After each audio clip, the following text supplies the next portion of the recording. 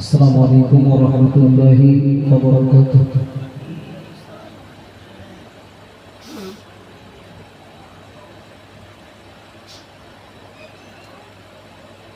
Alhamdulillah nahmaduhu wa nasta'inuhu wa nastaghfiruhu wa nu'minu bihi wa natawakkalu alayhi wa na'udzu billahi min shururi anfusina wa min sayyiati a'malina. من يهده الله فلا مضل له ومن يضلله فلا هادي له واشهد ان لا اله الا الله وحده لا شريك له ونشهد أن سيدنا ونبينا ومولانا محمدا صلى الله عليه وسلم عبده ورسوله إن الله وملائكته يصلون على النبي يا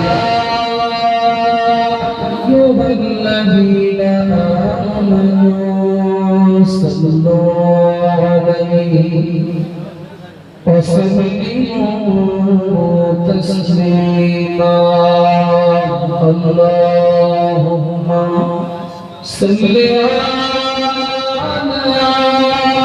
سيدنا مولانا محمد وعلى آله سيدنا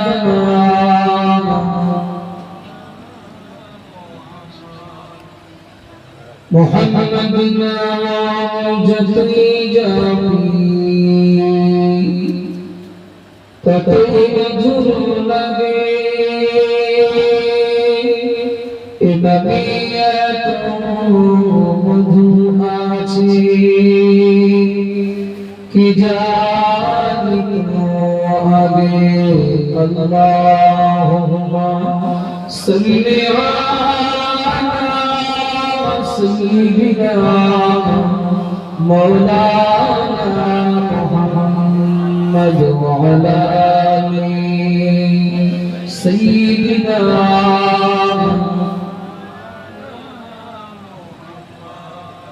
أما بعد أعوذ بالله من الشيطان الرجيم بسم الله الرحمن الرحيم إن الدين عند الله الإسلام قال الله تعالى في كلامه المجيد والفرقان الحميد يا أيها الذين آمنوا ادخلوا في السلم كافة قال النبي صلى الله عليه وسلم من كان لله كان الله له أو كما قال عليه السلام সম্মানীয় আজকে সভার সভাপতি সাহেব আমন্ত্রিত ওলামা কেরাম আমার আগে বক্তব্য রাখছিলেন আমার অত্যন্ত প্রিয় ভাই যোগ্য আলেম সুবক্তা জনাব হাফেজ ওলামা মুফতি আব্দুল কাইয়ুম সাহেব ভাইজান আব্দুল কাইয়ুম মাদবী সাহেব সম্মুখে বসে আছে মাইকের আওয়াজে আছে দিন দরদি আল্লাহ ওয়ালা ওয়া পর্দার আড়ালে মাইকের আওয়াজে উপস্থিত ইস্তেহামী মমতা বড়ি মা ও বোনেরা আল্লাহ শুকরিয়া আদায় করছি যে আল্লাহ পাক রব্বুল আলামিন এখানকার অর্থাৎ শঙ্করপুরের এই মহল্লা জওয়ান যুবক ভাইদের অক্লান্ত পরিশ্রমে এবং স্থানীয়দের সার্বিক সহযোগিতায় এই পবিত্র মজলিসের আয়োজন করা এবং আমাদেরকে বক্তা শ্রোতা হিসাবে শরীক হওয়ার তৌফিক আল্লাহ দিয়েছে। তার জন্য শুকরিয়া আদায় করি, মহব্বতে বলি আলহামদুলিল্লাহ। প্রিয় নবীর প্রতি অসংখ্য দরুদ সালাম সকলে বলি সাল্লাল্লাহু আলাইহি ওয়াসাল্লাম। প্যার হাজিরিন, আমার পূর্ব মুহূর্ত পর্যন্ত আলহাজ হাফেজ মাওলানা মুফতি আব্দুল কাইয়্যিম নাদভী সাহেব ভাইজানের কাছে অত্যন্ত মূল্যবান ওয়াজ ও নসিহত আপনারা শুনছিলেন। তিনি কেমন বক্তব্য রাখেন আমি কম বেশি তার বক্তব্য সম্পর্কে জানি, কিন্তু দুঃখজনক বিষয় হলো মজলিসটা এতটাই বেমানান। আমার আগে ভাই ভাই ছিলেন, বলে দেখলেন যে এখন তাবারক দেওয়া হবে, তাও এই ঔষধ কাজ হলো। আসলে মজলিসে টোটাল শ্রোতা আসেন, এক পড়া খিচুড়ি হলে আপনারা খেয়ে পারবেন না। কতটা করেছেন যদিও আমি জানি না। তো এরপরেও সকালবেলা হয়তো কারো অভিযোগ শুনতে হবে, কারোর একবার দিয়েছে আর দেয়নি, কারোর হয়তো একটু বাড়ি নিয়ে যাওয়ার ইচ্ছা ছিল কিন্তু বলার পরেও দাবি পূরণ হয়নি। তো যা মজলিসের অবস্থা বুঝে বক্তব্য হবে। আপনারা কেউ যেন ভাববেন না যে আমি এখন বলেছি মানে এক ঘড়ি ধরে 2 ঘন্টা বলবো। আমার ইচ্ছা থাকলেও, মানসিকতা থাকলেও, পরিবেশের সাথে সামঞ্জস্যতা রেখে কিছু সময় কিছু কথা আলোচনা করে মজলিসের সমাপ্তির দিকে নিয়ে যাবে। কোরআন শরীফে মহান আল্লাহ রাব্বুল আলামিন বলেছেন, ইন্না দীনা ইনদাল্লাহিল ইসলাম। জমিনের মালিক আল্লাহ, আসমানের মালিক আল্লাহ, আমাদের মালিক আল্লাহ, तमाम সৃষ্টি জগতের মালিক যে আল্লাহ, সেই আল্লাহর ঘোষণা আমার মনোনীত দ্বীন হলো ইসলাম। আমরা এক একটা ব্যাপারে এক একজন আমাদের ভালোবাসার মানুষের আমরা অনুকরণ করি। কেউ দেখবেন কারোর অনুকরণ করে জামা পরে, কেউ কারোর অনুকরণ করে প্যান্ট পরে, কেউ কারোর অনুকরণ করে মাথার চুল কাটে, কেউ কারোর অনুকরণ করে হাতে ঘড়ি পরে। যিনি যাকে দামি এবং তার প্রিয় ব্যক্তি বলে মনে করে দেখবেন তাকে অনুসরণ করে, তার কোনো না কোনো কিছু বাস্তব জীবনে রূপ দেন। এটা হলো তার ভালোবাসার একটা বহিঃপ্রকাশ। তো দুনিয়ার কোন মানুষ তিনি যিনি হন, তিনি খেলোয়াড় হন, তিনি কোন গায়ক গায়িকা হন, তিনি কোন নায়ক নায়িকা হন, বা তিনি কোন সরকারি উচ্চ পদস্থ আধিকারিক হন, যারাই হন, আমরা যাদেরকে ভালোবেসে তাদের পোশাক পরিচ্ছদ, তাদের চলাফেরা, তাদের আচার আচরণের অনুকরণ করি, মনে রাখতে হবে তারা সবাই কিন্তু সৃষ্টি। আপনারা শুনছেন, তারা সবাই সৃষ্টি। আমার কিছু যুবক ভাইরা দেখবেন সেরা গান পড়ে না, সংকল্প গরিব মানুষ করলে বলবে ওর বাপের টাকা দেয় তাই সেরাখানা করেছে, ধনী লোক করলে ওটা স্টাইল, ওটা কারণ অনুকরণ। এই অনুকরণ গুলো যাকে অনুসরণ করে আমরা করি সে ব্যক্তি যত দামি, মনে রাখতে হবে সে কিন্তু সৃষ্টি, স্রষ্টা নন। স্রষ্টার কোন পছন্দের মূল্য যতটা, দাম ততটা, সৃষ্টির পছন্দের মূল্য বা দাম যতটা, তার তুলনায় স্রষ্টার পছন্দের মূল্যটা, দামটা বেশি হবে না কম? একটু কথা বলেন। সৃষ্টির পছন্দের মূল্যের তুলনায় স্রষ্টার কোন পছন্দের মূল্য বেশি? এটা কি সন্দেহ আছে নাকি? মহান আল্লাহ বললেন, আমার পছন্দনীয়, আমার মনোনীত দিন হলো ইসলাম। সুতরাং এই ইসলাম নামীয় ধর্ম বলিয়া দিন বলি, যেহেতু এটা স্রষ্টার মনোনীত, সুতরাং এই দিন, এই ইসলামের দাম অনেক। একটু বলবো সুবহানাল্লাহ, আর একটু মহব্বতে বলবো সুবহানাল্লাহ। কিছু মনে নিলে হবে। এখন তো লোকসভা ভোটের প্রস্তুতি চলছে। একদিকে প্রচন্ড গরম, যতই বলি প্রচন্ড গরম, এরপরেও দেখবেন যারা তাদের দলের পক্ষ থেকে লোকসভা ভোটকে সামনে রেখে দলীয় যে সভা সমাবেশগুলো করছে, বাড়ি যে দাওয়াত করে আসতে হয় না, চটের ব্যবস্থা থাকতে হয় না, মাথার উপরে পাখা থাকতে হয় না, তাবারকের ব্যবস্থা থাকতে হয় না, বসার জায়গাও নেই, দাঁড়িয়ে দাঁড়িয়ে 2 ঘন্টা 3 ঘন্টা খোলা আকাশের নিচে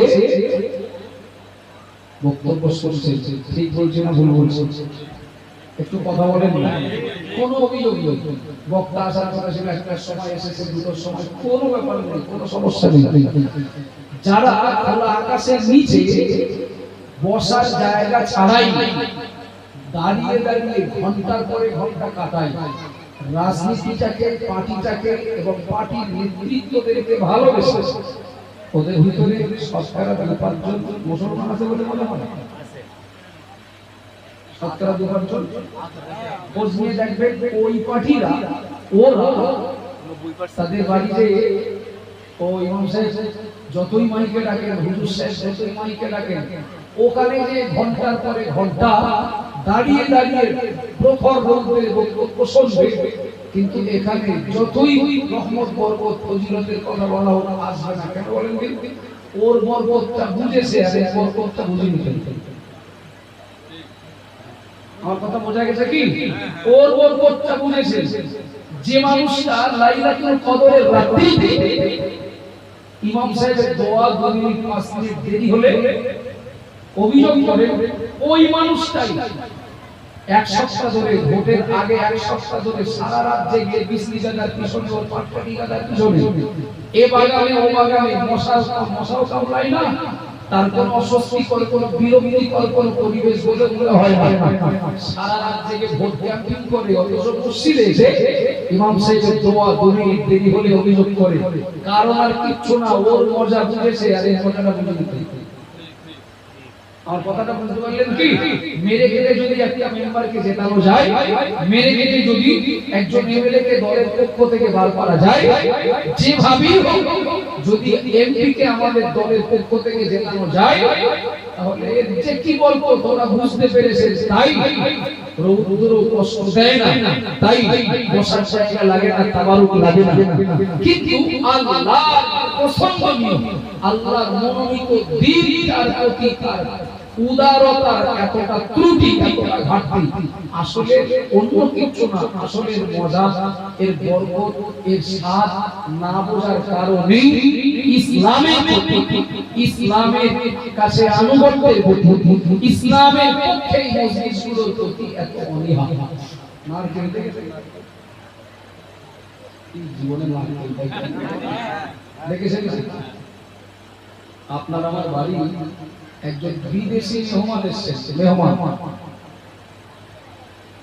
তো বিদেশি মেহমান আসলে একটু আলাদা আপ্যায়ন হবে, একটু আলাদা যত্ন হবে। আমার ভাই, আমার তো আজকে পরিচিত না, তো ধরেন ভাইয়ের বাড়িতে এসেছে, তো দেখলে একটু ডাবের পানি, নারকেলের পানি খেতে দেবেন, আর নারকেল দিয়ে তরকারি রান্না করবেন, একটু ভ্যারাইটিস কিছু খাবার তৈরি করবেন। 2টো নারকেল পেড়ে নিয়ে আসলেন, একটা ডাবও পেড়ে নিয়ে আসলেন। যেই ওটা ঘরে উঠতে যাবে, সেই মুহূর্তে লোকটা ভাইয়ের বাড়ি এসে বলে, কি ব্যাপার হাতে গুলো কি? নারকেল। নারকেল সে আবার কি? তো ওই নারকেল কি আর কি করে বোঝাই বলে নারকেল ফল, এটা ফল। এই যে নারকেল, সে আবার জিজ্ঞাসা করছে মানে লোক জানে না তাই তো বলতেই হয়েছে এটা ফল। ভুল কথা কথা ফল কিরকম ফল ফল জীবনে চলে গেলি। ভাই মোটামুটি বারান্দায় ডাব এবং নারকেল রেখে দা নিয়ে আসতে গেছে, রান্না হবে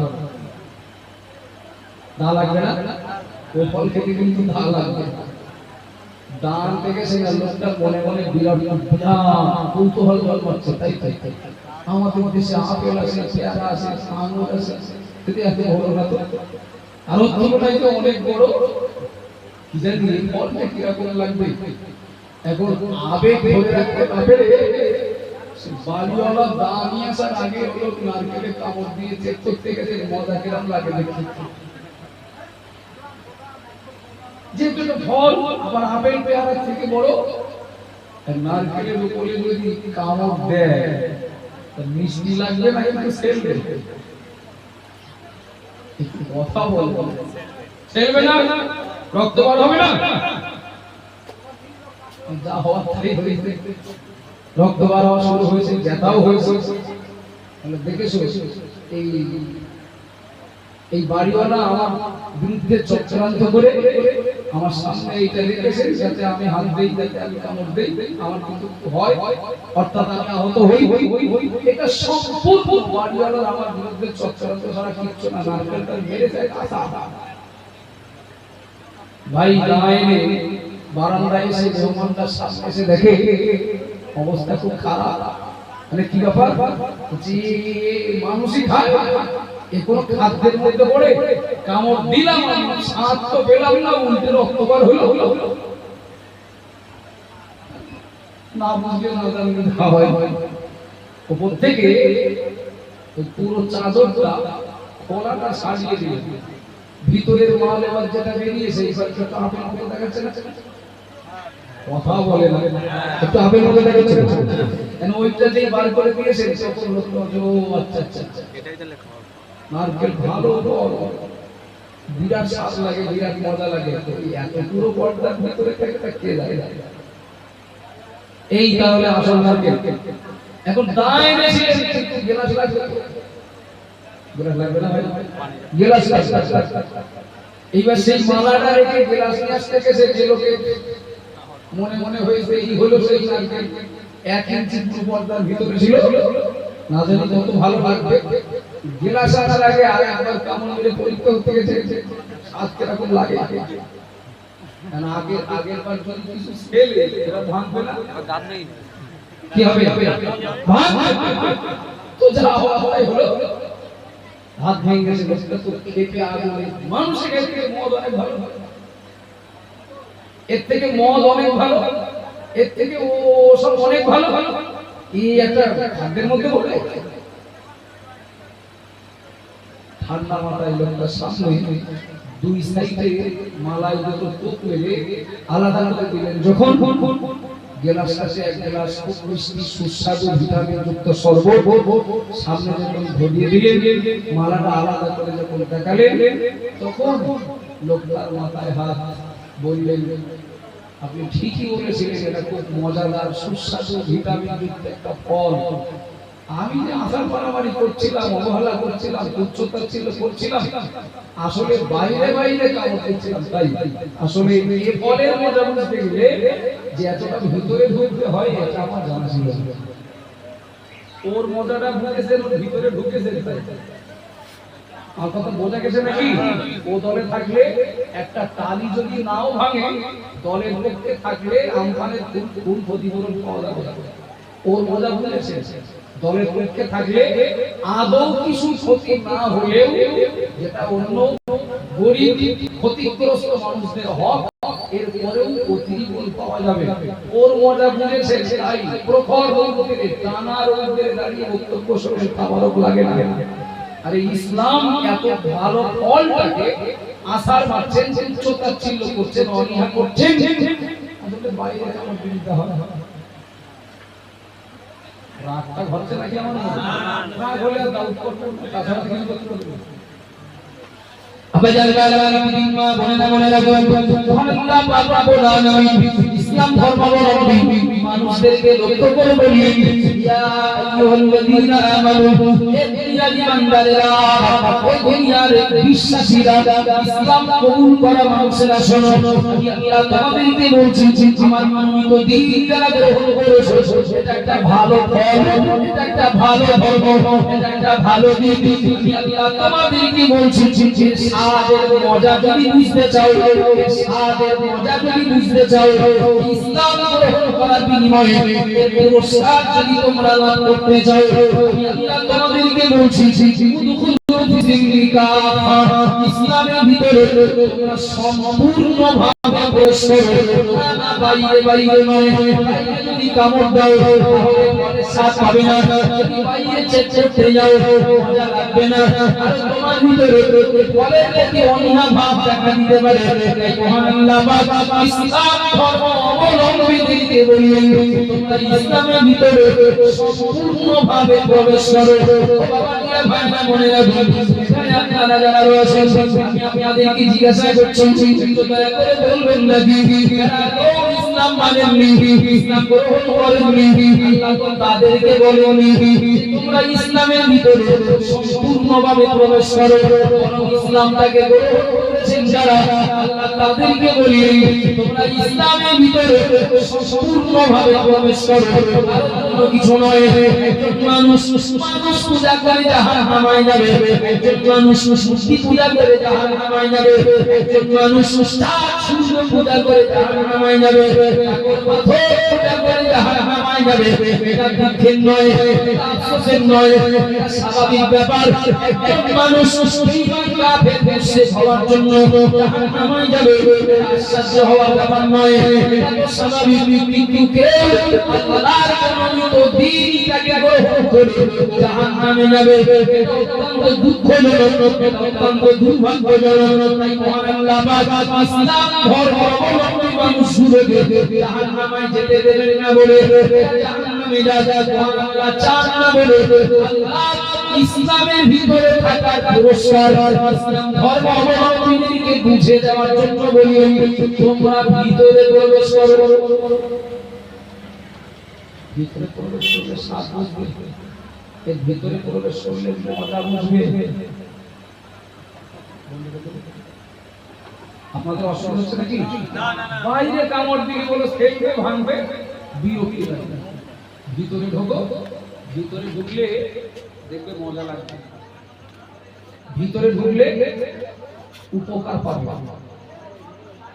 আবে জান বাইরে দিনমা বন্যা মনে লাগবে ভুল বুঝবেন না বেয়াদবি নেবেন না আবু জেহেলের বাড়িতে কাজ করতেন চোদ্দা শিলাম তার সুমাইয়া রাদিয়াল্লাহু তাআলা আম্মা সুমাইয়া আবু জেহেলের বাড়িটা হিসাবে কাজ করতেন ও বাবা জিরা ভাই মনে রাখবেন সারা দিন আবু জেহেলের চক্রান্ত হলো আবু জেহেলের ষড়যন্ত্র হলো নবী মুহাম্মদ রাসূলুল্লাহ সাল্লাল্লাহু আলাইহি ওয়াসাল্লামের ক্ষতি করা ইসলামের ক্ষতি করা ইসলাম প্রচারে বাধা দেওয়া কালেমা প্রচারে বাধা দেওয়া ও বাবা জিরা ভাই মনে রাখবেন আবু জেহেল সকালবেলা ঘুম থেকে উঠে আর ঘুমানো পর্যন্ত আবু জেহেল সারা দিনের প্ল্যান পরিকল্পনা থাকে কর্মসূচি থাকে ইসলাম ও নবীর বিরুদ্ধে চক্রান্ত করা ষড়যন্ত্র করা ও বাবা জিরা ভাই মনে রাখবেন ওই আবু জেহেলের বাড়িটা নামদার সুমাইয়া কোন একদিন ঈমানের কালেমা পড়ে মুসলমান হয়ে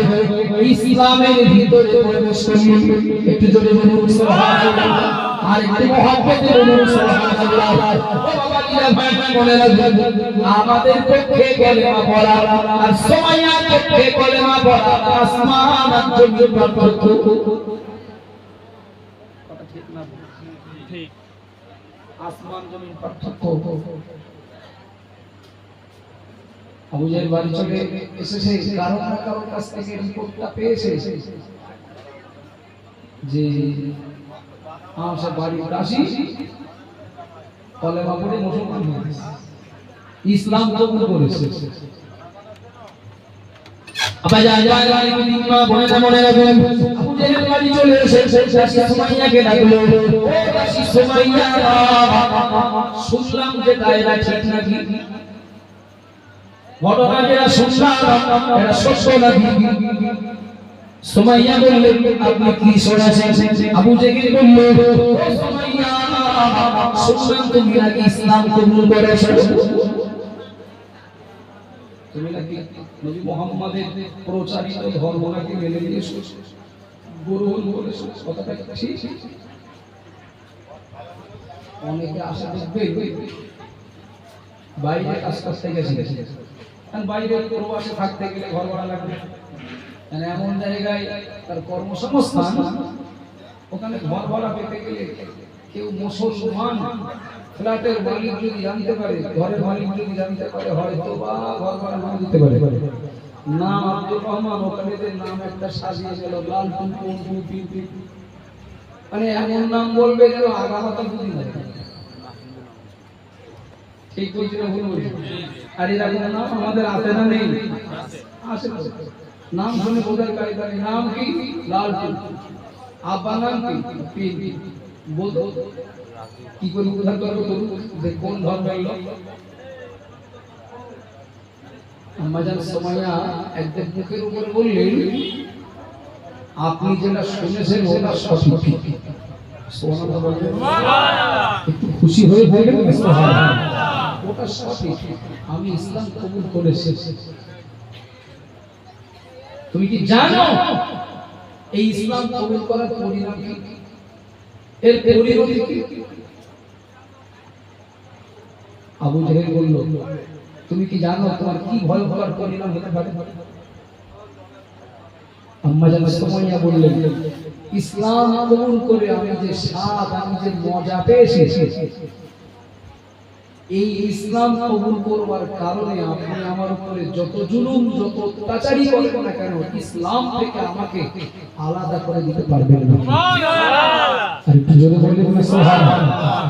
আমি যে স্বাদ, যে মজা পেয়েছি, এই স্বাদ, এই মজার কাছে আমার উপরে যদি দৈহিক জুলুম অত্যাচার করা হয়, এই জুলুমের অত্যাচার আমার কাছে তুচ্ছ। আবার যা যা মা বলে মনে লাগলো মজা সুমাইয়া রাদিয়াল্লাহু তাআলা আনহা, তিনি একজন মহিলা, একজন নারী। ও বাবা দিরা পয়দা বলে লাগলো আমরা সামান্য কারণে, সামান্য স্বার্থে আমরা ইসলাম থেকে নিজেদেরকে আলাদা করে দিই। ইসলামে কবি আমাদের অনীহা ভাব, ইসলামকে তুচ্ছ ছিল আমরা করে থাকি। কিন্তু মনে রাখবেন আমার মন্তব্য হলো এটাই, মজা যদি না পায় তাহলে অনীহা ভাব প্রকাশ করে দূরে সরিয়ে যাওয়ার মানসিকতা আসবে। আর মজা বুঝতে পারলে না না সেটা জড়িয়ে ধরার মানসিকতা তৈরি হবে। আম্মাজান সুমাইয়া রাদিয়াল্লাহু তাআলা আনহা তাকে আবু জেহেল বলল ও সুমাইয়া তুমি জানো নাকি ইসলাম গ্রহণ করবার পরিণাম তোমার কি হতে পারে? আম্মাজান সুমাইয়া বললেন আমার উপরে আপনার যা খুশি দৈহিক জুলুম অত্যাচার আপনি চালিয়ে যান, ইসলাম থেকে আমাকে আলাদা করতে পারবেন না। আবু জেহেল বলল একটা ঘোড়া নিয়ে আসলো, ঘোড়াটা বিরাট ছুটতে পারে, ঘোড়াটা বিরাট দৌড়াতে পারে। একটা ঘোড়া নিয়ে আসলো, একটা দড়ি নিয়ে আসলো, ঘোড়া দড়িও নেবে সুমাইয়াকে দেখাচ্ছে, সুমাইয়া দেখতে পাচ্ছ নাকি এই ঘোড়ার এই দড়ি, ঘোড়ার পায়ের সঙ্গে তোমার পা বেঁধে দেওয়া হবে, ঘোড়াটা ঠেকিয়ে দেওয়া হবে, ঘোড়াটা লেগিয়ে দেওয়া হবে, ঘোড়ার সঙ্গে পা বেঁধে দিবে, তুমি তো হাঁটতে পারবে না, তোমার মাটিতে শুয়ে পড়ে তোমাকে ঘোড়ার সঙ্গে ছুটতে হবে, তোমার গায়ে চামড়া ছিঁড়বে, তোমার গায়ে রক্ত বার হবে, কতটা কষ্ট, কতটা জুলুম তোমার উপরে হবে তুমি বুঝতে পারছো। এখন বলো তুমি ইসলাম ছাড়বে কিনা, ইসলাম থেকে নিজেকে আলাদা করবে কিনা? বাবা কিরা ভাইটা বলে রাখবেন আম্মাজান সুমাইয়া রাদিয়াল্লাহু তাআলা আনহা আবু জেহেলকে বলে দিলেন ও আমার মুরিদ আমাকে সব ভয় দেখাবেন না, আমি ইসলাম কবুল করেছি সেটাই আমার চূড়ান্ত সিদ্ধান্ত। এর পরিণামে, এর বিনিময়ে আমার উপরে আপনার যা করণীয় আমি করব। আবু জেহেল বলল ঘোড়ার গায়ের সঙ্গে সুমাইয়ার পাটা বেঁধে দিল, ঘোড়াটাকে লেগিয়ে দিল, ঘোড়াটাকে দিয়ে দিল। বাবা দিনা ভাই মনে রাখবেন যতটা সহজে বলছি আপনারা যতটা সহজে শুনছেন বাস্তবটা অতটা সহজ নয়। ঘোড়াটা দৌড়াতে লাগলো, সঙ্গে আম্মাজান সুমাইয়া দৌড়াতে লাগলেন, ঘোড়া সুমাইয়া দেওয়া চুরাস্তা যাওয়ার পরে এর ঘোড়াটা দাঁড় করিয়ে দিল ঘোড়া দাঁড়িয়ে গেল সুমাইয়া দাঁড়িয়ে গেলেন আবু জেহেল ঘোড়া দাঁড়িয়ে দিল সুমাইয়া মুখের কাছে চলে গেল দেখতে পায় সুমাইয়ার গায়ে চামড়া ছিঁড়ে যায় সুমাইয়ার গা দিয়ে রক্ত বার হয় সুমাইয়ার জবান দিয়ে ইমানের কালেমা জারি আছে জোরে বলুন সুবহানাল্লাহ সুবহানাল্লাহ সুমাইয়া জবান দিয়ে ইমানের কালেমা পর্যন্ত জারি আছে ও বাবা দিরা ভাইরা বলে কিছু মনে নেবেন না আম্মা জান সুমাইয়া ঠিক কষ্টের ভিতর দিয়ে ইমানের কালেমা জবান তেলাওয়াত করছেন আবু জেহেল বলল ও সুমাইয়া বুঝতে পারছো কতটা কষ্ট তোমার হচ্ছে কতই কতটা নির্যাতন হচ্ছে সুমাইয়া তুমি বুঝতে পারছো এখন তুমি বলো তোমাকে ছেড়ে দিয়ে ডাক্তার করার ব্যবস্থা করা হবে তোমার চিকিৎসা করার ব্যবস্থা করা হবে সুমাইয়া এখন বলো তুমি ছেড়ে দেবে কিনা ইসলাম থেকে আলাদা হবে কিনা পরে বলা ছাড়বে কিনা আম্মাজান সুমাইয়া বলি আমার গায়ে চামড়া ছিল আমার গায়ে রক্ত বার হয়ে কষ্ট হচ্ছে ইসলাম থেকে আমাকে আলাদা হতে বলি তার থেকে আমার আরো বেশি কষ্ট হচ্ছে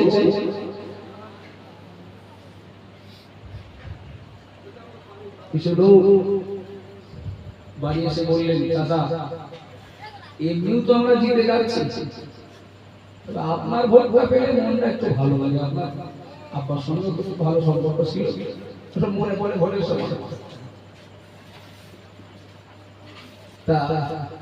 চাচা বললেন দেখো ওই সব কথায় আমার মন বলবে না আমার সিদ্ধান্তটা নেওয়া হয়ে গেছে বাড়ি 5টা ভোট আছে যদি 5,000 টাকা দাও তাহলে বাবা আমার হাঁটুর পথ দেখো যারা জিতে যায় তারা ভোট দেবে যারা জানে যে আমরা শিওর জিতে যাচ্ছি এরপরে ভোট দেবে কথা বলেন না শিওর জিতে যাচ্ছে পরেও হাজার চারি দিতে হবে না না 5,000 দিতে মনে করে দেখো আমার কি কি দাও আমি সেসব কথা বলবো না ঠিক আছে সকাল সকাল ভোট দিতে এসো এখন এই পার্টি চলে যেতে আর এক পার্টি ঢুকে যেতে সারা রাত মারা যাবে তো কোন পুকুরি মাছ কোন পুকুরি যাচ্ছে মানে দাদা কালকে তো সেই ভোট এমনি না বললো আমাদের দেবেন তবু একটু সৌজন্যমূলক দেখা করতে আপনার ভোট চাইছে বলে সে ও বলে লাভ নাই কথা ফাইনাল হয়ে গেছে সে ওদের কথা দিয়ে ফেলবে কিরকম কথা ফাইনাল হলো কিরকম কথা দিয়ে ফেলেছে বলে ও কি আমার পাগল পেয়েছে আমার 5,000 টাকা দেবে তাই ভোট করবো পার্টি বক্তব্য কি জানেন মানে চাচা এখন ভোটের বাজার কিরকম গরম জানেন 5টা ভোট 5,000 টাকায় রাজি হয়ে গেলেন আপনি জ্ঞানী মানুষ এত কমে রাজি হয়ে গেলেন আমরা ওই 10,000 টাকা আপনার বাড়ি চলে নিয়ে আসি এই দেখেন কাছে কিনা কাছে আচ্ছা কলেমা পড়া আমি বেঈমান কাফেরদের কথা বলছি যে তাদের সঙ্গে কথা হচ্ছে তিনি কলেমাও পড়েছেন হয়তো মুখে দাঁড়িয়ে থাকলে থাকতে পারে নামাজও পড়ে মাঝে মাঝে যদি শোনে যে ওরা 5 দেবে আর এরা 10,000 পকেটে করে নিয়ে এসেছে আল্লাহ গিরে আরেকবার করবেন শাস্ত্ররা এই সংকল্প গ্রামে সব হয় তারা বলতেন এটা আমাদের বিরাট হয় বলে দেখো তোমরা যদি সেই যদি 10 যদি দেওয়ার সিদ্ধান্ত নিয়েই থাকো আর বড় মুখ করে আজকে তখন আমি আর ফেরাবো না 10 যদি দাও তা তোমাদেরই দেবো ওদের বলিস তাই তোদের দেবো মানে চাচা তো ওদেরও দোয়া বললে কি দেবেন বললেন আমাদেরও দেবেন বলছেন আমরা কোনটা বিশ্বাস করি না আমরা কি পরিস্থিতি কি বলছি এটা বিশ্বাস হবে না 10,000 টাকা রেখে দাও ভোট দাও মানে এই পার্টি যে ঢুকেছে সে আর এক পার্টি এখনো বাকি আছে তারা দিবে চাচা এমনি কেমন কি আছেন প্রচন্ড গরম তো খোঁজ নিতে আসলাম সে ভোট আপনার ব্যক্তিগত ব্যাপার ও নিয়ে আমাদের কোনো টেনশন নেই, অঞ্চল তো আমরা সিরিয়াস গঠন করছি। আর প্রধান কে হবে শুনেছেন? তা তো যখন ভোট পেল না সব সিওর একদম জিতে যাচ্ছি। আর আমাদের একদম পরিকল্পনা হলো আমরা অঞ্চলটা গঠন করি ফার্স্ট এই মুহূর্তে ওই সেই গীতাঞ্জলি যে ঘরটা আটকে আছে সেই ঘরের জন্য বন্ধ হয়ে আছে দিতে পারিনি, ওই ঘরটা আপনাকে দিয়ে শুরু করব। তারপরে কি সব আমি সব কেমন কি আছে খোঁজ নিতে আসি না, ভোট কাটতে হবে না। আপনারা কিছু কথা মতো কিছু বুঝতে পারেন কি দেবে? গীতাঞ্জলি অঞ্চল শিবির গঠন হচ্ছে, প্রধান নির্বাচন হয়ে গেছে, গীতাঞ্জলিও দিচ্ছে। আর এই মুহূর্তের কাজ শুরু হবে আপনাকে প্রথম ঘন্টা দিয়ে টাকা ধাপায় পড়বে না এই তো যে ওরা তো 10 টাকা দিয়ে আর এটা ঘর বলতে 1,20,000 যদি দেয় 60 দিতে আপনি 80 দিতে 1,20,000 যদি দেয় এদিকে 1,20,000 আর অঞ্চল বলতে শিবির গঠন করে ফেলেছে। এই এত সহ্য করা যাবে না, আমি না আল্লাহর কাজ নাই উইথড্র করে নিলাম নিয়ে অনেক চিন্তা করতে পারে সকালবেলা দেখে নিয়ে ভোট দিন গীতাঞ্জলি ঘর ছাড়া আমার মাথা খারাপ রাখি। আচ্ছা আমি এই যে গল্পের ছলে এই যে ছোট্ট একটা চিত্র বললাম ভুল বলি এটাই হচ্ছে 5,000 হ্যাঁ তোমাদের যেই বলেছে 10,000 মাথা খারাপ হয়ে তো 5,000 লস করে 10,000 টাকা নেওয়া হয়ে গেছে। এবার রেখে দেয় তো গীতাঞ্জলি ঘর যে হয় এই টাকা রেখে দেবে, ওদের বলবে তোমাদেরও দিয়েছি, এদের বলবে তোমাদেরও দিয়েছি, আর নয় টাকাটা মানে ফেরত দিয়েছি। এই তো আমরা মুসলমান, এই তো আমরা মুসলমান। আবার মা বোনেরা কিছু মনে নেন না, ইসলামের ভিতরে থাকার পরে ঈমান ইসলাম নিয়ে যারা সিনেমি খেলে ইসলামের ভিতরে ঢোকা, ইসলামের ভিতরে ঢুকতে পারেনি বলে, ইসলামের ভিতরে ঢোকা হয়নি বলে, ইসলামের স্বাদ হয়নি বলে এই সিনেমি খেলা করা সম্ভব হয়। কিন্তু মনে রেখে ইসলামের মজা পেয়েছিলেন যারা, তাদের কাছে ইসলামের তুলনায় জীবনটাও তুচ্ছ ছিল। একটু জোরে বলুন সুবহানাল্লাহ, সুবহানাল্লাহ। আমি তো বললে সুমাইয়া তোমার এত কষ্ট এত যন্ত্রণা, পায়ের চামড়া ছিঁড়ে গেল, পায়ের থেকে রক্তগুলো বার হচ্ছে, সারা রাস্তা রক্ত। এখন যদি তুমি বলো ইসলাম ছেড়ে দিয়েছো, ছেড়ে দিয়েছো, তোমার চিকিৎসার ব্যবস্থা করে দেব, তোমার সুস্থতার জীবনে ফেরানোর ব্যবস্থা করে দেব, যদি ইসলাম ছেড়ে দাও। সুমাইয়া বলি আমাকে একবার ইসলাম ছাড়ার কথা বলবেন না, ইসলাম যা মজা পেয়েছি সেই মজার তুলনায় এই কষ্ট আমার কাছে তুচ্ছ।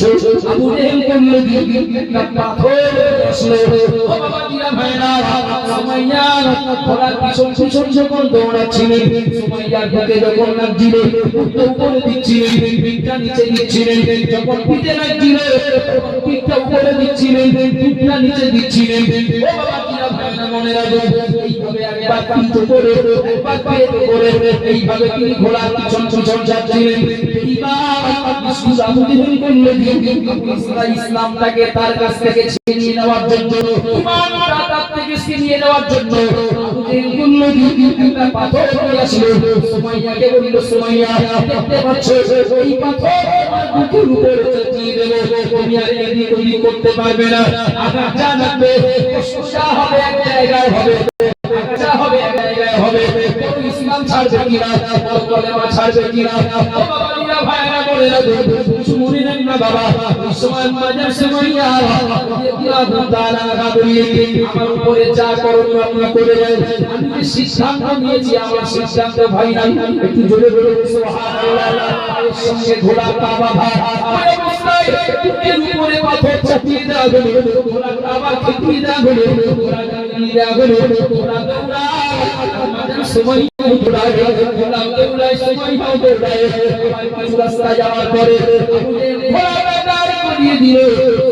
মুখের কাছে চলে গেল, দেখতে পায় সুমাইয়ার আগের তুলনায় চামড়াগুলো অনেক বেশি ছিঁড়েছে, আগের তুলনায় রক্ত অনেক বেশি বেরিয়েছে, সুমাইয়া অত্যন্ত অনেক বেশি আঘাতপ্রাপ্ত হয়েছে। না না না পর্যন্ত সুমাইয়ার দুই চোখ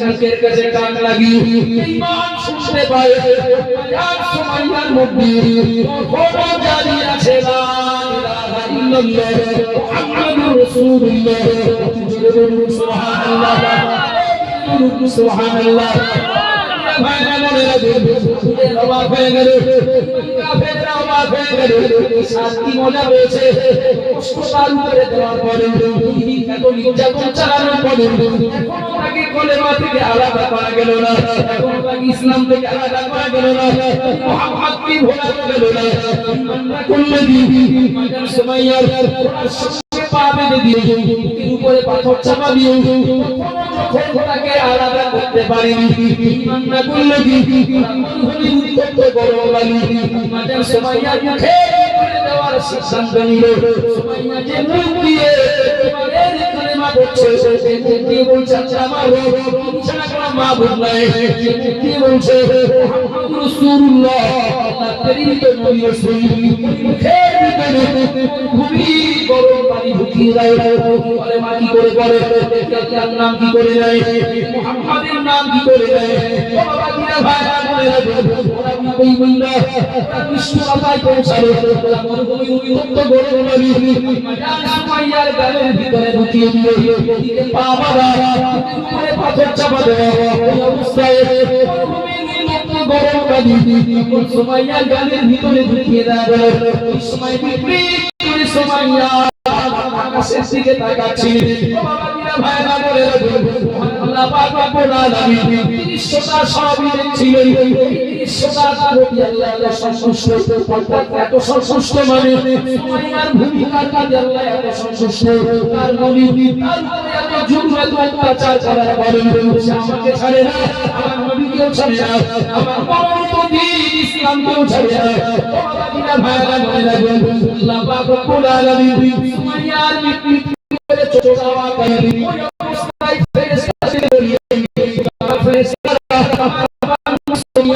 দুনিয়ার সমস্ত নির্যাতন জুলুম অত্যাচারকে তুচ্ছ করে আল্লাহ আমার নবী আমার মনোনীত দ্বীনের প্রাধান্যটা বেশি দিয়েছে সুমাইয়া বেঁচে আছে আমারটাকে সারা দেবে বেঁচে থাকতে থাকতে সুমাইয়াকে ওকে জান্নাত দয়া জান্নাতটা দেখিয়ে দাও এবারে পরে কোন জান্নাতে আমি ওকে জায়গা দেব ওকে দুনিয়ায় বেঁচে থাকতে থাকতে আমি আল্লাহ আমার জান্নাত আমার বান্দাকে দেখিয়ে দাও জোরে জোরে সুবহানাল্লাহ সুবহানাল্লাহ ভাইরা বলেকে মনে রাখবেন কথা বলবো বলে আমি স্টেজে আসার আগ পর্যন্ত আমার কোনো প্রস্তুতি ছিল না কোনো পরিকল্পনা ছিল না মজলিসের অবস্থা থেকেই শুরু করেছিলাম বিশ্বাস করুন আজকে যত মানুষ ইসলামের ভিতরে প্রবেশ করে ইসলামের ভিতরে প্রবেশ করে ইসলামের প্রতি মসজিদের প্রতি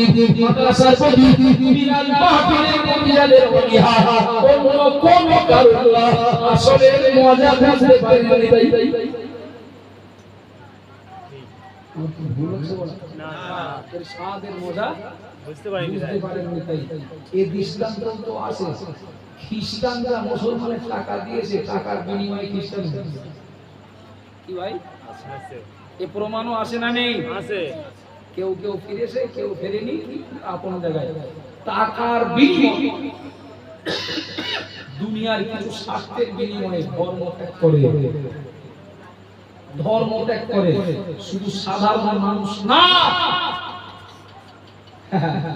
কত উচ্চ পদস্থ আধিকারিক এমপি কত মন্ত্রী নাম শুনলে মনে হবে বিশাল ব্যাপার এ লোকটার উপরে আস্থা রাখা যায় এ লোকটার উপরে বিশ্বাস রাখা যায় কিন্তু বাস্তবে তার চরিত্র তার চিন্তা ভাবনা তার মানসিকতা এত জঘন্য বেঈমান কাফেরদের থেকে আরো খারাপ কথা বলেন ঠিক বলছি না ভুল বলছি কত মুসলমান নেতা নেত্রীর প্রতি আপনি আস্থা রাখতে হয় তো পারবেন তাদের থেকে যে সহানুভূতি পাবেন নামের আগে মুহাম্মদ রয়েছে তাদের কাছ থেকে কতটুকু সহানুভূতি পাবেন না উল্টে হয়তো আরো চক্রান্ত মনে হবে ঠিক বলছি না ভুল বলছি? কত নায়ক দেখেন, কত নায়িকা দেখেন, শুধুমাত্র তার পজিশনটা মজবুত করার জন্য বাপ হাজি সাহেব দরকার নেই, বাপ একজন মুসলমান, সে মুসলমান ঘরের সন্তান, সে মুসলমান ঘরের ছেলে, সে মুসলমান ঘরের মেয়ে, আজ হয়তো নায়ক হয়েছে, আজ হয়তো নায়িকা হয়েছে, এই সোর্সে সে টাকা, বহু টাকা রোজগার করে, তার বর্তমান অবস্থানে প্রধানমন্ত্রীতে গিয়ে সে তার ধর্মীয় পরিচয়টাকে তুচ্ছ করে বলেছে। কথা ঠিক বলছি না ভুল বলছি? কত কত মেম্বার, কত প্রধান তারা আছেন দেখবেন। আমরা যেহেতু জনপ্রতিনিধি তো আমাদের কাছে সবাই সমান, মসজিদেও যাচ্ছে, ওদিকেও যাচ্ছে, যায় না যায় না, সবাইও আসে, ওদিকেও যায়। কেন? বলে আমি জনপ্রতিনিধি তো, আমার কাছে সবাই সমান। অথচ 10 বছর প্রধানমন্ত্রীত্বের দায়িত্ব পালন করলেন, মাথায় পাগড়ি, মুখে দাড়ি, আরে কই বললেন, মাথায় পাগড়ি আর মুখে দাড়ি, হাতে বালা। প্রধানমন্ত্রী না শুধু, লরির স্টিয়ারিং ধরে রেখেছেন,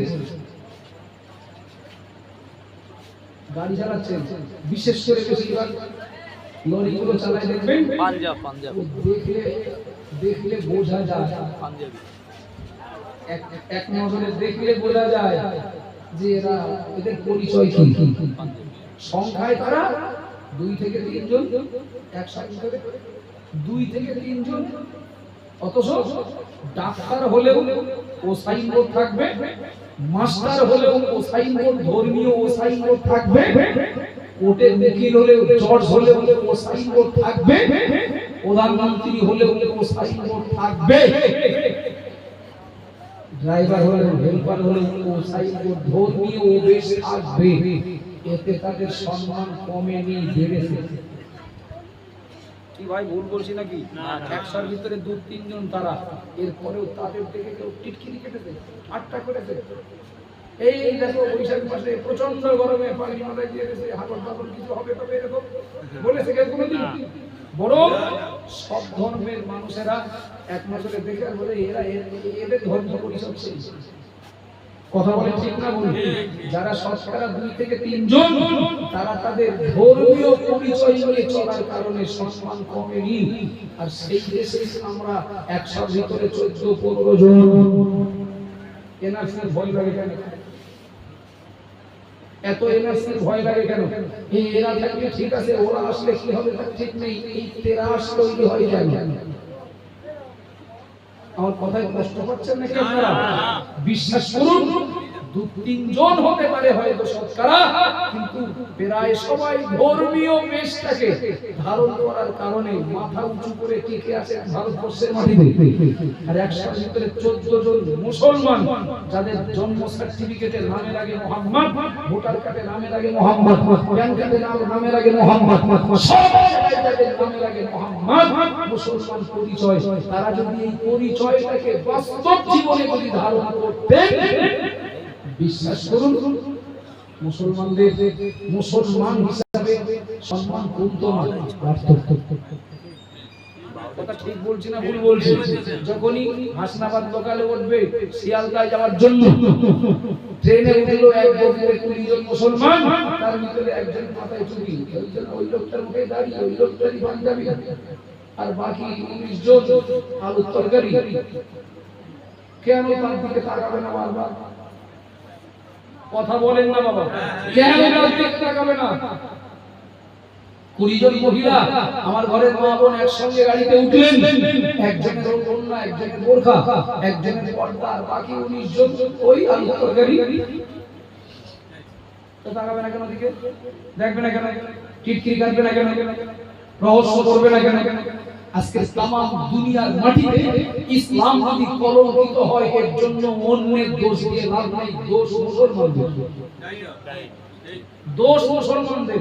আজকের মসজিদ মাদ্রাসা মুক্ত, টুপি, দাড়ি, জুব্বা, ওড়না, বোরকা, ইসলাম, ইসলামের ঐতিহ্যগুলো যদি বেজ্জিত হয়, অন্যের দোষ দেওয়ার দরকার নেই। স্বীকার করি দোষ আমাদের। আল্লাহ আপনাদের উপরে আমার ব্যক্তিগত কোনো রাগ নেই, জমি জায়গা টাকা পয়সা নিয়ে কোনো ঝামেলা ছিল তার প্রতিশোধ নেবেন না। আজকে উপস্থিতি সংখ্যাই হতে পারে এখানে কয়েকটা গুরুত্বপূর্ণ মিডিয়া আছে, কয়েকটা, এবং আমার বিশ্বাস মিডিয়াগুলোতে লাইভে এর থেকে বেশি শ্রোতা থাকতে পারে, তবে সুবিধার সাথে সাবালক দিতে হবে। সুতরাং কথাগুলো যদি ভুল বলে থাকি তাহলে আমাকে বলেন, আর যদি ঠিক বলে থাকি তাহলে কথাগুলো যদি একটু মানা যায়। আল্লাহর মনোনীত দ্বীন, ওটা হয়তো মমতা ব্যানার্জির মনোনীত পার্টি, ওর দাম যদি আমার কাছে এত হয়, ওটা হয়তো ধরেই নিলাম নরেন্দ্র মোদীর মনোনীত পার্টি, ওর দাম যদি আমার কাছে এত হয়, ওটা হয়তো আবু সোনিয়ার মনোনীত পার্টি, তার দাম যদি আমার কাছে এত হয়, তার তুলনায় আল্লাহর মনোনীত দ্বীনের প্রাধান্যটা আপনার আমার কাছে বেশি হওয়া উচিত। কথা ঠিক বলছি না ভুল বলছি? আমি আর পারবো না। ইসলামের স্বাদ, ইসলামের মজা বুঝতে গেলে প্রস্তুতি নিতে হয় জিরো থেকে, একদম জিরো থেকে, ছোটবেলা থেকে। এবং এই দায়িত্ব বাপ মায়ের, এই দায়িত্ব বাপ মায়ের। ছোট বাচ্চাটা যখন ভালো জ্ঞান বুদ্ধি হয়, কোনো ভাইরাস যখন ওকে অ্যাটাক করেনি, তখন থেকে ওকে ইসলামটা শিখিয়ে দেয়, তখন থেকে ওর ইসলামটাকে বুঝিয়ে দেয়, তখন থেকে ও একজন মুসলমান হিসেবে ওর করণীয় কি, তখন থেকে ওর পিছনে জ্ঞান বা ওর দায়িত্ব পালনের ব্যাপারে ওকে উদ্বুদ্ধ করতে শুরু করে দেন। দেখেন এই ছোটবেলা থেকে একটা বাচ্চা যেভাবে গড়ে তোলা হবে, যেভাবে ওকে ছোটবেলা থেকে গড়ে তোলা হবে, ওর ভবিষ্যৎটা ওই ছোটবেলার ভিত্তির উপরেই দেখবেন দাঁড়িয়ে থাকবে। ব্যতিক্রম কখনো হয়তো একটা দুটো হয়, কথা ঠিক না ভুল বাবা? আমি অনুরোধ করব অন্তত আমরা যারা এখন ধর্মহারা, অন্তত আমাদের পরিচয়ের সাথে সামঞ্জস্যতা রেখে বাকি জীবনটা ইসলাম আল্লাহর মনোনীত দ্বীন, এটাকে মনে রেখে ইসলামের গাইডলাইন মানার নিয়ত করি। এবং আমাদের বিশেষ করে ফুলের মতো ছোট ছোট বাচ্চাগুলো, এরা যাতে পথভ্রষ্ট না হয়, এরা যাতে ইসলামের দুশমন না হয়, ছোটবেলা থেকে ওদেরকে সেইভাবে গড়ে তোলার চেষ্টা করি। বিশ্বাস করুন বাবা, ছোট্ট বাচ্চাটা দেখেন 2.5-3 বছর বয়স, ভালো করে প্যান্টটা ওর কাছে খুব ভাই থাকলেও হয়, না থাকলেও হয়, কিন্তু মোবাইলটা বিরাট ভাই ঠিক না বল? প্যান্টটা ওর কাছে ভাই না, প্যান্ট থাকলেও হবে, না থাকলেও হবে, এই গরমে তো না থাকলে ভালো হয়, কিন্তু মোবাইলটা ওর কাছে বিরাট ভাই। মোবাইল না দিলে সব থেকে বড় সংগ্রাম হলো ভাত খাবে না, কিচ্ছু খাবে না। মা মোবাইলটা হাতে তুলে দিয়ে বিরাট সুবিধা, ভাত যদি না থাকে, যদি খাদা থাকে, ধুলো বালি টালিতে থাকে, যদি মনে করে বাচ্চারা খাওয়াবে, মোবাইলটা হাতে দিয়ে খাবে না, খাবে ওর ওদিকে মনে থাকে না। চলেন ছোট বাচ্চাটা ও একা একা লক করা শিখে গেছে, একবার আমরা জন্য দেখেছি ছোট বাচ্চাটা নেট অন করতে শিখে গেছে, ছোট বাচ্চাটা ওই ইউটিউব কোন অপশনও বুঝে গেছে, ইউটিউবে যাই শুধু তাই, বড় কোথায় হাত দিয়ে মুখে বললে চাহিদা মতো পাওয়া যায় সেই জানে। ও তো লিখতে পারে না, মুখে তো বলতে পারে, মুখে বলতে কার্টুন দাও, ছবি দাও, আমি শুনেছি যেখানে আমি মঙ্গল গ্রহ থেকে এখন ওরা ওইসব চায় আসে, কিছু মনে নেন না। মায়ের পেট থেকে নিয়ে আসি, মায়ের পেট থেকে তো মোবাইল নিয়ে আসি, মায়ের পেট থেকে ও তো ওই শিক্ষা নিয়ে আসি, নিশ্চয়ই পেয়েছে বাপ মার কারো কাছ থেকে, বাপের কাছ থেকে পাবে না, বাপের সেই সময় আছে পায় বেশিরভাগ 90% মায়ের কাছ থেকে, কথা ঠিক না ভুল? সুতরাং আমাদের ছোট ছোট বাচ্চাগুলোকে আমরা একটা তদারকি করি যে ওরা জন্মসূত্রে মুসলমান, ওরা জন্মসূত্রে ইসলাম পেয়েছে, অন্তত ইসলামের সঙ্গে ওরা যেন স্মৃতি না ফেলে। এজন্য আমাদের গ্রামে গ্রামে দরকার মসজিদের তুলনায় মক্তবের বেশি প্রয়োজন।